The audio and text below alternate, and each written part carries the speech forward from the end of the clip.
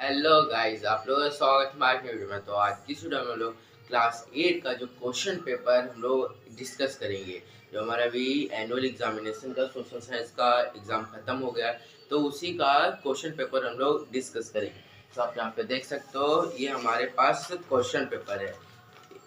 उल्टा पकड़ लिया। हाँ, तो यहाँ पे देख सकते हो, ये हमारा क्वेश्चन पेपर है।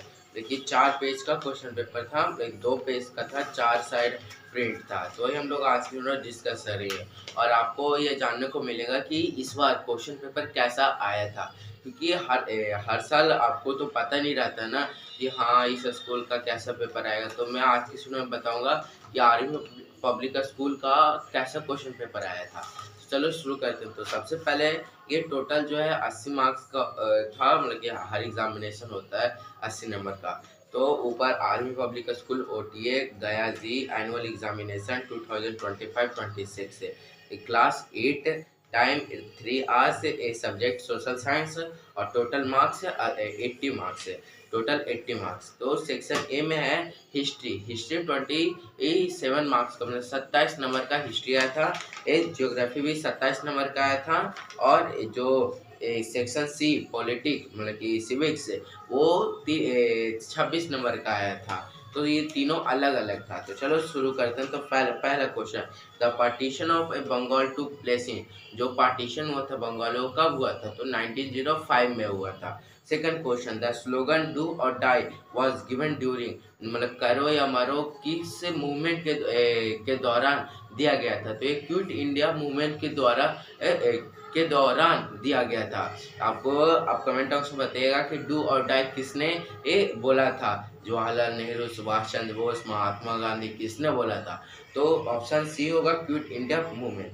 Third, the practice of sati was ban in, मतलब सती कब बैन हुआ था? तो 1829 में। और ये क्वेश्चन आपको कंफ्यूज कर देगा कि सती कब बैन हुआ था और इस तरह से, और किसने बैन किया था? कोई कोई विद्यासागर ईश्वर चंद्र विद्यासागर पे कर देंगे, पर नहीं, ये सती जो बैन हुआ था वो राजा राम मोहन के द्वारा बैन हुआ था। ये जो दो नाम है ना, ईश्वर चंद्र विद्यासागर और राजा राम मोहन के द्वारा, राजा राम मोहन, ये दोनों में कंफ्यूज हो जाते हैं। तो फिर फोर्थ है, the Arya Samaj was found by, आज जो आर्य समाज था वो किसके द्वारा फाउंड हुआ था? तो स्वामी दयानंद सरस्वती के द्वारा फाउंड हुआ था, मतलब कि बनाया गया था। चूज द करेक्ट आंसर, मतलब असर्शन और रीजन है। तो फर्स्ट है, Mahatma Gandhi criticise British education. Criticise मतलब कि वो मना करते थे ना, जो महात्मा गांधी है वो ब्रिटिश एजुकेशन मतलब इंग्लिश को क्रिटिसाइज करते थे। तो ये भी बात सही है। वो क्यों करते थे? Reason he believe it disconnect Indians from their culture and villages, मतलब कि वो अगर इंग्लिश ब्रिटिश एजुकेशन आएगा तो जो हमारा कल्चर है वो ख़त्म हो जाएगा। ये भी बात सही है। तो दोनों सही है। तो both A and R is true and R is the correct explanation of A, sorry A. हाँ, फिर 6 है, द स्वदेशी मूवमेंट स्टार्ट इन 1905, सही है। A it was launched in protect against the partition of Bengal, ये भी सही है। तो वो ए ऑप्शन होगा, both A and R is true. Mention one practical use of wood dispatch. Wood dispatch क्या होता है ये बताने, या तो फिर why what were the reason people had for sending girls to a school, मतलब कि जो पीपल है, लोग है, वो गर्ल्स को स्कूल क्यों नहीं भेजना चाहते थे? ये दोनों में से कोई लिखना था। 8 क्वेश्चन है, write a short note on Dandi march. Dandi march के ऊपर लिखना था। इसमें मेरा हो सके तो ये 2 नंबर का है ना, इसमें 0.5 नंबर कट सकता है, क्योंकि जो ये होता है, जो डांडी मार्च होता है साबरमती आश्रम से लेकर चौरी चौरा था, पर मैंने लिख दिया था डांडी टू चौरी चौरा तक। ये मेरा थोड़ा गलत हो सकता है, तो हाफ 0.5 मार्क्स इसमें कट सकता है। फिर mention three important changes introduce by Britishers after 1859, मतलब आफ्टर मैथ है, मतलब कि जो 1859 के बाद क्या क्या चेंजेस हुआ। या तो फिर explain Simon commission in your word. Simon commission क्या होता है? फिर question number 10, difference between permanent settlement and Mahalwari settlement. फिर question number 11, mention the key points of Singh Sabha movement. या तो फिर discuss the various form of non cooperation movement it took movement to place in different parts of India, मतलब कि different parts of India में non cooperation movement कैसा हुआ। वो लोग जो ब्रिटिश क्लॉथ है उसको जलाना शुरू कर दिए। तो यही सब क्या क्या हुआ था वो लिखना था।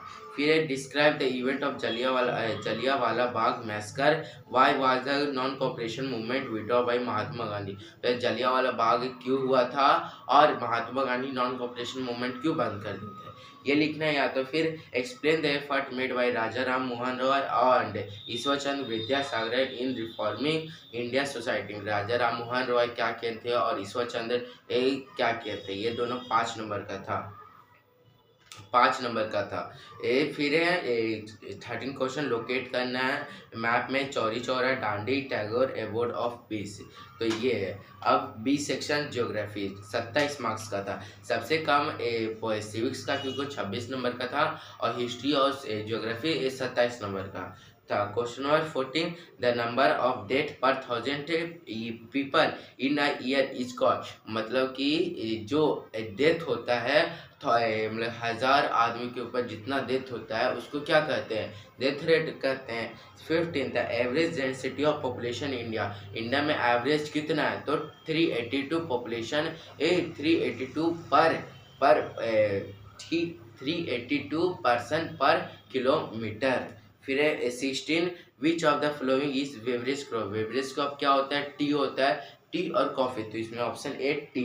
फिर है इधर 17 iron and steel industries known as, iron और स्टील इंडस्ट्रीज क्या उसे क्या कहते हैं, कॉटेज इंडस्ट्रीज नहीं, क्योंकि कॉटेज इंडस्ट्रीज में कॉटन आता है। स्मॉल स्केल इंडस्ट्रीज ये भी नहीं, सीजनल इंडस्ट्री ये भी नहीं, तो बेसिक इंडस्ट्री, हाँ ये बेसिक इंडस्ट्री क्योंकि आयरन और स्टील घर बनाने में बहुत ही यूज होते हैं, तो ये बेसिक नीड है।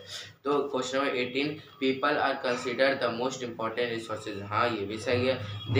They use their knowledge and skill to create other sources, ये भी सही है। तो both A and R to R is the correct explanation of A.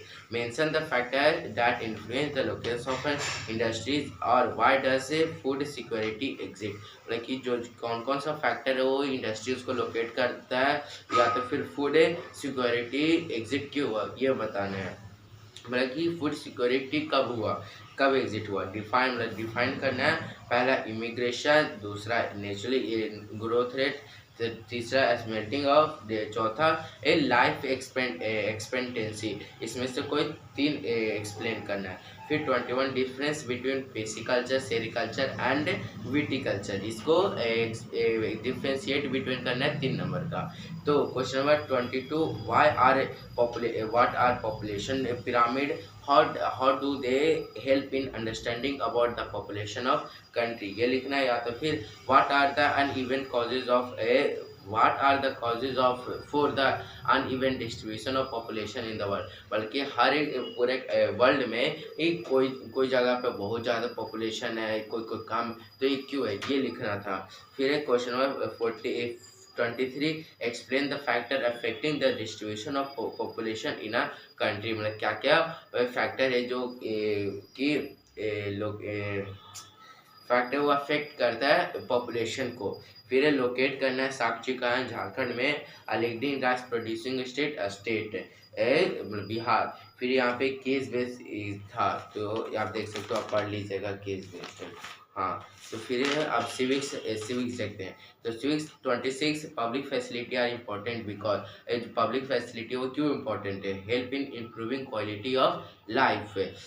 Which of the following is not a public facility कौन है इसमें, private hospital. A secularism in India means, secularism का मतलब होता है कि कोई भी स्टेट का एक ऑफिशियल रिलीजन्स ना हो, तो option B a state has no official religion. The judiciary protects the fundamental right of citizens, ये प्रोटेक्ट करता है क्या, फंडामेंटल राइट से सिटीजन्स का फंडामेंटल राइट है। फिर व्हाट इज एप्लीट सिस्टम और explain how public facility improve the quality of life. ये या तो फिर 30 मतलब कि ये दोनों में से कोई एक करना था। अब 31 question, why water is consider as essential public facility. 32 mention any three function of judiciary. 33 why do we need a constitution, explain any three reason। 34 describe the key feature of Indian constitution। 35 explain the fundamental right mentioned in the constitution। Fundamental right को explain करना था। Describe the problem face by people when public facility right water are not supply a properly manage. तो ये नहीं लिखा था, fundamental right का लिखा था। तो आप देख सकते हो केस बेस्ड है। तो ये हमारा क्वेश्चन था।